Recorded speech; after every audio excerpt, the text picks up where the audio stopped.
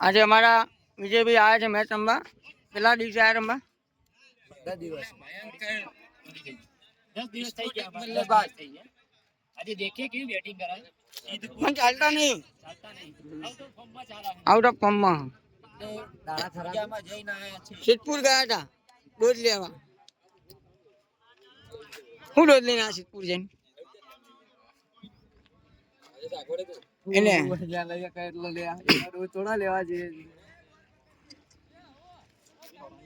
આજ મેદાન બહુ ખાલી ખાલી છે.